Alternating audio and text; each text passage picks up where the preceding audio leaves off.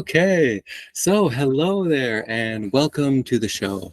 My name is Ian, and I like to talk about metaphysics, spirituality, human design, correct sentence structures, the languages, the communications that we use to interact with each other. And so I'm joined with a very special guest, and without further ado, we can dive in and get a little personal. So, would you kindly introduce yourself, my friend? I am Sam Zagar, and I just automatically go through the human design lens now. So I am a splenic projector. I'm a 3/6 profile. There's always the fun question of like how long I have been in human design versus finding out about human design, because I very much like self-identify as like I'm a projector. That is the identity I walk around with now. And it's the identity I've been dabbling in probably since 2018, but I would say it's an identity like I fully own now. Like I wouldn't recognize myself outside of this system probably for the last 2 or 3 years. And other relevant, interesting things might be I'm 34. I'm a mother to almost 10-year-old manifesting generator. I'm Canadian, and I raised my son on my own property where I'm a homeowner and avid gardener. Oh, wow, wonderful. That's so lovely to hear. Such a powerful story already. So before we go into anything more, say, on the deep end of design, Mhm. my first question is, how did you actually get started? Because you mentioned something about when you heard about it versus actually getting started and stepping into that. So if you could kind of explore a little bit of what that was like for you. How I got into human design was, I will make a long story as short as possible. As I was approaching Saturn return, I was not in the role I was supposed to be in. I was a stay-at-home wife and mom with a good educational background, but not actually putting it to use in any way. I absolutely love being a stay-at-home mom, but I didn't know about human design at the time, and I was definitely taking on too much in my life. You know, I was cohabitating with two sacral beings. I was running a farm full time. And I saw myself as like that superstar mom who could do everything. And when I got pregnant with my son Maven, it was very like, today I'm getting pregnant. And that night I got pregnant. Like it was, I knew it was happening. It was the most perfect pregnancy, the most perfect delivery. Like I am absolutely bragging in an unfair way when I talk about how perfect my first birth was. But I had 6 consecutive miscarriages after that. Now, there's a very important word there, consecutive. I'm consecutive determination. And I didn't know any of this at the time, but I started to get really, because I can be very mean to myself. I blame me for a lot of what's going wrong. And I think that I'm stupid for a lot of what has gone on historically in my life. Like that's how I talk to myself. And so I thought that the reason that I wasn't maintaining my pregnancies had to do with my own intellect. I was too stupid to figure out how to be healthy to maintain these pregnancies. And I went really, really anal about how I was nourishing myself. And I went like, I needed to like meet the cow that I was going to eat level of, I need to know where my food's coming from. And so I started going into the woods and wildcrafting all of my own plant material, because even looking at like bringing, like, I'm only going to drink herbal organic tea now, you know, coffee's bad, milk's bad. So like I went really extreme, but then it was like, I can't have this mint. I don't know if it's organic. I don't know who picked it. I don't know if they were paid fair wages. I don't know if it was imported. God, it was irradiated when it came into my country. Now I got to go find wild mint in the fucking forest.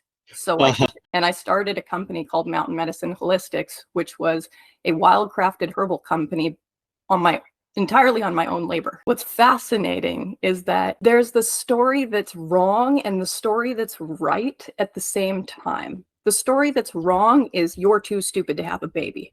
The story that's right is you need single ingredient foods in order to actually nourish your body. So how I went about it was really interesting, but it was still correct without knowing it. So I got really, really controlling. Let me gather myself for a second and see which direction I want to go in for this. Take your time. Sometimes I get tangential and I'm like, what was the original question? And also I'll find it, but also sometimes it doesn't matter. Hmm. What was the original question? How did you get started in human design? What God, has that journey been? I was like, yeah, there was a bit of a segue there. Well, it's a big question, so it's completely understandable.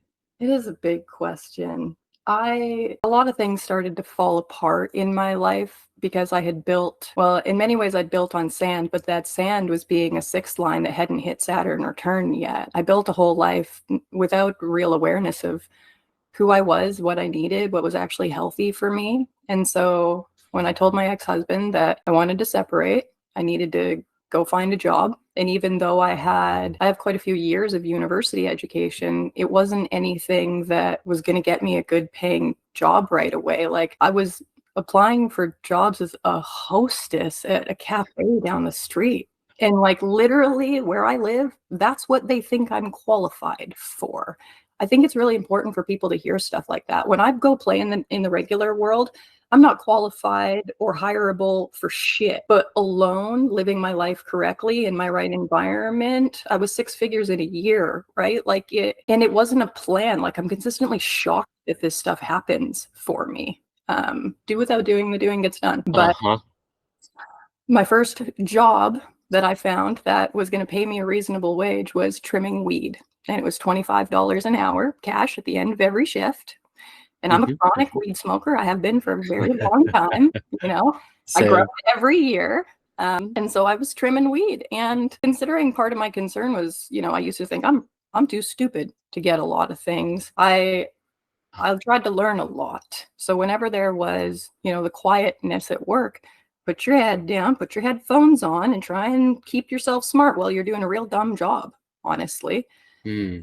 And I needed to feed my brain. So I started listening to podcasts for the first time. And because I was in a place in my life where I really did not have anything. Like when I left my ex-husband, I have $47. Like I had nothing. Like that was a pretty dark, sad time in my life. And I didn't even have a bad life with my ex-husband. I just knew I was in the wrong life.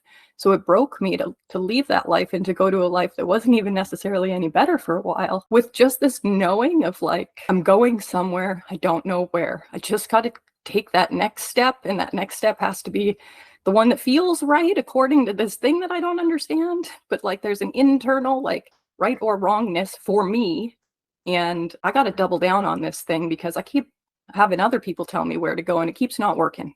So Hmm. enter manifestation podcasts. And Lacey Phillips, To Be Magnetic, was the first one that I got onto. But all of Hmm. the guests said what their human design was. They'd be like, oh, I'm a 4-6 generator. And then they would just carry on with the episode. You know, oh, I'm a sonic projector. And they just carry on. And I'm like, for some reason, I think that this little detail is so important to the conversation that's being had. Uh-huh. They're not actually talking about that detail. If you have enjoyed the show and would like to learn more about how all of this applies specifically to you, then kindly refer to the link in this video's description, Private Consultation.